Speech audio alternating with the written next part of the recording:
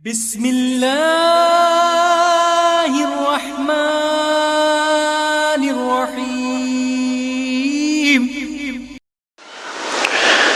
حکایات صحابہ میں سے حضرت ربیع بنت معوذ رضی اللہ تعالیٰ عنہ ایک انصاری صحابیہ ہیں۔ اکثر لڑائیوں میں حضور صلی اللہ علیہ وسلم کے ساتھ شریک ہوئی تھیں۔ زخمیوں کی دوا دارو فرمایا کرتی تھیں اور مقتولین اور شہداء کی نعشیں اٹھا کر لایا کرتی تھیں۔ حضور صلی اللہ علیہ وسلم کی ہجرت سے پہلے مسلمان ہو گئی تھیں۔ ہجرت کے بعد شادی ہوئی۔ رسول اللہ صلی اللہ علیہ وسلم بھی شادی کے دن ان کے گھر تشریف لے گئے تھے۔ وہاں چند لڑکیاں خوشی میں اشعار پڑھ رہی تھیں جن میں انصار کے اسلامی کارنامے ان کے بڑوں کا ذکر تھا جو بدر کی لڑائی میں شہید ہوئے تھے۔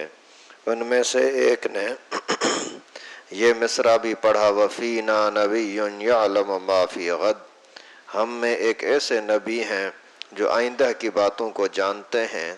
رسول اللہ صلی اللہ علیہ وسلم نے اس کے پڑھنے کو منع فرما دیا کیونکہ آئندہ کے حالات اللہ ہی کو معلوم ہیں۔ حضرت ربیع رضی اللہ تعالیٰ عنہ کے والد حضرت معوذ ابو جہل کے قتل کرنے والوں میں ہیں۔ ایک عورت جس کا نام اسما تھا عطر خوشبو بیچا کرتی تھی۔ وہ ایک مرتبہ چند عورتوں کے ساتھ حضرت ربیع کے گھر بھی تشریف لے گئیں اور ان سے نام، حال، پتہ وغیرہ جیسا کہ عورتوں کی عادت ہوتی ہے دریافت کیا۔ انہوں نے بتا دیا۔ ان کے والد کا نام سن کر کے وہ کہنے لگی، تو اپنے سردار کے قاتل کی بیٹی ہے؟ ابو جہل چونکہ عرب کا سردار شمار کیا جاتا تھا اس لیے اپنے سردار کا قاتل کہا۔ یہ سن کر کے ربیع رضی اللہ تعالیٰ عنہ کو غصہ آ گیا۔ کہنے لگیں کہ میں اپنے غلام کے قاتل کی بیٹی ہوں۔ ربیع کو غیرت آئی اور ابو جہل کو اپنے باپ کا سردار سنے اس لیے انہوں نے اپنے غلام کے لفظ سے ذکر کیا۔ اسما کو ابو جہل کے متعلق غلام کا لفظ سن کر غصہ آیا۔ کہنے لگی کہ مجھ پر حرام ہے کہ تیرے ہاتھ عطر اور خوشبو فروخت کروں۔ ربیع نے کہا کہ مجھ پر بھی حرام ہے کہ تجھ سے خوشبو خریدوں۔ میں نے تیرے خوشبو کے سوا کسی عطر کے میں گندگی اور بدبو نہیں دیکھی جو تیرے عطر کے اندر ہے۔ فائدہ: ربیع رضی اللہ تعالیٰ عنہ فرماتی ہیں کہ میں نے بدبو کا لفظ اس کے جلانے کو کہا۔ یہ حمیت اور دینی غیرت تھی کہ دین کے اس سخت دشمن کے متعلق وہ سرداری کا لفظ نہ سن سکیں۔ آج کل دین کے بڑے سے بڑے دشمن پر بھی اس سے اونچے اونچے لفظ بولے جاتے ہیں اور کوئی شخص اگر منع کرے تو وہ تنگ نظر بتا دیا جاتا ہے۔ نبی اکرم صلی اللہ علیہ وسلم کا ارشاد ہے کہ منافق کو سردار مت کہو، اگر وہ تمہارا سردار ہو گیا تو تم نے اپنے رب کو ناراض کیا۔ ابھی سے واقعے کے اندر دو باتیں خاص طور پر سمجھائی گئیں۔ یہ ایک تو حضرت ربیع رضی اللہ تعالیٰ عنہ کی شان کہ وہ کتنی پیغمبر کریم صلی اللہ علیہ وسلم کے ساتھ دینی جہاد کے اندر شرکت کرتی تھی، مریضوں کو، زخمیوں کو دوائی دینا یا پھر ان کے نعشوں کو اٹھا کر کے میدان جنگ سے باہر نکالنا۔ دوسری بات خاص طور پر اس میں یہ بتلائی کہ ایک عورت ہے اسما جو وہاں خوشبو بیچنے والی تھی۔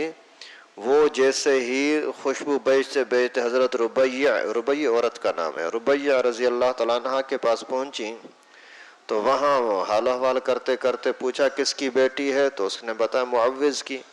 معوذ وہ پہلے چھوٹا لڑکا تھا، بچہ تھا جس نے جا کر کے اس کو قتل کیا تھا، یہ ابو جہل کے قتل کے اندر شریک تھا۔ خیر تو اس نے بولا کہ تو سردار کو قتل کرنے والے معوذ کی بیٹی ہے؟ اس نے بولا سردار نہیں، غلام کو قتل کرنے والے۔ تو اللہ کے دشمن، نبی کے دشمن کو سردار کہتی ہے؟ تو اس نے بولا میں خوشبو تجھے نہیں دوں گی، ویسے خریدنے فروخت کرنے کے لیے آئی تھی۔ تو اس نے بولا کہ مجھے بھی تیری خوشبو نہیں چاہیے، تیری خوشبو کہاں، یہ تو بدبو ہے۔ ایسے کر کے اس کو ناراض کر کے بھگا دیا۔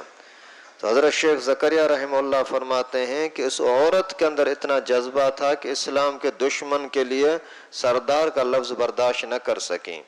اور آج کل ہمارے مسلمان اتنے دینی لحاظ سے دور چلے گئے ہیں کہ بڑے سے بڑا اسلام کا دشمن اور گندے سے گندا آدمی اسی کو لوگ اچھا اچھا کر کے پیش کرتے ہیں، لیکن مسلمانوں کو یہ غیرت نہیں آتی کہ اسی کو برا سمجھے یا اسی کے اوپر کوئی ناراضگی کا اظہار کرے کہ تو نے گندے آدمی کو اچھا کیوں کہہ دیا، سردار کیوں کہہ دیا.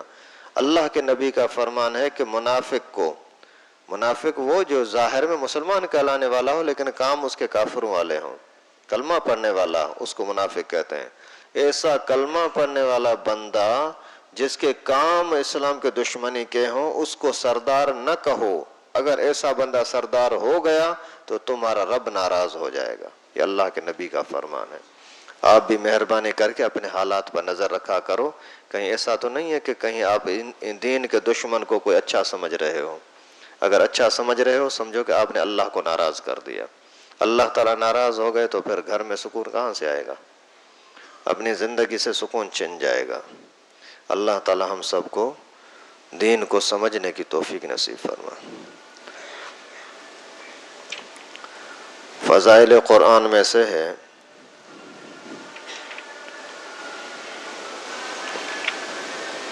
حضرت انس رضی اللہ تعالیٰ عنہ سے روایت ہے، قال قال رسول اللہ صلی اللہ علیہ وسلم ان للہ تعالی اہلین من الناس قالوا من هم یا رسول اللہ قال اہل القرآن هم اہل اللہ. حضرت انس فرماتے ہیں کہ اللہ کے نبی صلی اللہ علیہ وسلم کا فرمان ہے کہ اللہ تعالیٰ کے لیے لوگوں میں سے بعض لوگ خاص گھر کے لوگ ہیں. صحابہ نے عرض کیا کہ وہ کون لوگ ہیں؟ فرمایا قرآن شریف والے کہ وہ اللہ کے اہل اور خاص بندے ہیں. بات کو تھوڑا سا سمجھیں کہ قرآن اللہ کے نبی فرما رہے ہیں کہ قرآن والے اللہ تعالیٰ کے گھر کے بندے ہیں، خاص بندے ہیں. مقصد یہ ہے کہ دنیاوی لحاظ سے اگر آپ کو کوئی کام کہیں پھنستا ہے تو ان کے خاص لوگوں کو چنتے ہو نا، ان کے قریب جاتے ہو نا. یار مجھے ایس پی میں کام ہے، ایس پی میں کام ہے، تو پھر ان کا کوئی خاص بندہ دیکھیں گے کس کے واسطے سے میں وہاں پہنچ سکتا ہوں. جج کے ساتھ کام ہے، کون سے وکیل کے ذریعے سے میں بات وہاں پہنچاؤں، کون سا علاقے کا بڑا آدمی ہے جس کے ذریعے سے میرا کام ہو جائے گا، میرا فلاں جگہ پر کام ہے، فلاں جگہ راستے ڈھونڈتے ہو نا، کہیں سے کوئی واسطہ مل جائے.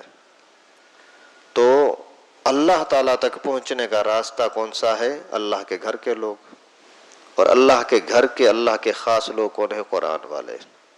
یعنی ایک طرح سے یوں سمجھایا گیا کہ اگر آپ کوئی کام اللہ تعالیٰ سے کروانا چاہتے ہو تو قرآن والوں سے، مولویوں سے جا کر کے درخواست کرو، دعائیں کراؤ، انشاءاللہ العزیز آپ کا کام بن جائے گا. لیکن قرآن خوانی کے ذریعے سے نہیں. ویسے ان کا دل خوش کرو، ان کے دل سے دعا نکلے گی. قرآن خوانی والا طریقہ چونکہ پیغمبر کریم کے زمانے میں نہیں تھا، اس وجہ سے آج کل بھی کرنا یہ صحیح نہیں ہے. اگر کوئی بندہ نیا کام کرنا شروع کرتا ہے، کسی بھی چند نمازیوں کو لے کر کے اسے اپنے گھر میں لے جاؤ، کشتی پر لے جاؤ، کہیں بھی لے جاؤ، وہاں جا کر کے ان سے دعا کراؤ، یہی بس آپ کی ثواب کا ذریعہ بن جائے گا.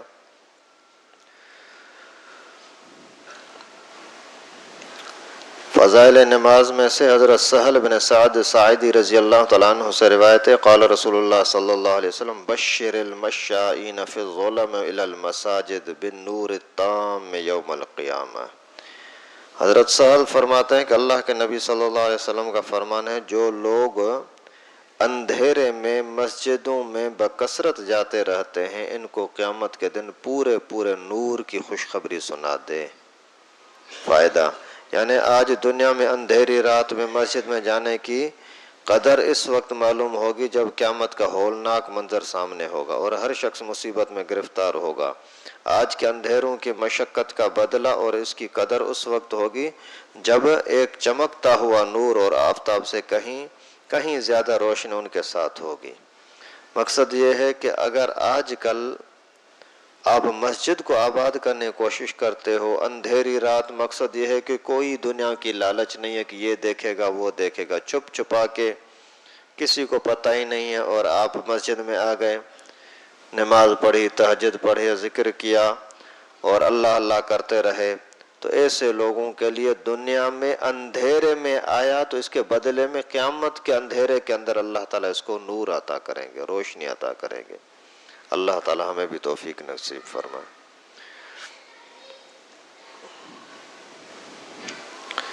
فضائل ذکر میں سے ہے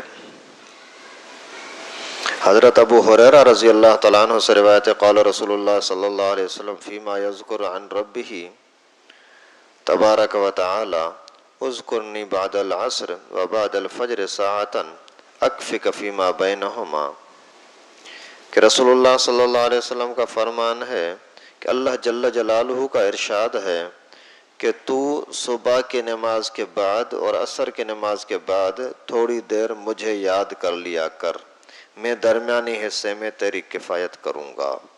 ایک حدیث میں آیا ہے کہ اللہ کا ذکر کیا کر، وہ تیری مطلب براری میں معین ہوگا۔ فائدہ آخرت کے واسطے نہ صحیح، دنیا کے واسطے ہی ہم لوگ کیسی کیسی کوششیں کر ڈالتے ہیں، کیا بگڑ جائے گا؟ اگر تھوڑی سی دیر صبح کے ٹائم اور عصر کے ٹائم پر اللہ کا ذکر کر لیا کریں، کہ احادیث میں کثرت سے ان دو وقتوں میں اللہ کے ذکر کے فضائل وارد ہوئے ہیں۔ جب اللہ جل جلالہ کفایت کا وعدہ فرماتے ہیں، پھر کسی دوسری چیز کی کیا ضرورت باقی ہے؟ فجر کے بعد اور عصر کے بعد ایک تو وہی ذکر ہے جو ہم کرتے رہتے ہیں، جو ظہر عصر اور ظہر مغرب عشاء میں نہیں ہوتا۔ جیسے ہی سلام پھیرا تو سارے بیٹھ کر کے 33 مرتبہ سبحان اللہ، 33 مرتبہ الحمدللہ، 34 مرتبہ اللہ اکبر، یہ پڑھ لیں تو بھی اسی ہی فضیلت کے حقدار بن جائیں گے۔ لیکن اس کے علاوہ اگر 2-4 منٹ اور بیٹھ جائے نا تو اور بہت زیادہ فضیلت اور ثواب کا حقدار بن جائیں گے۔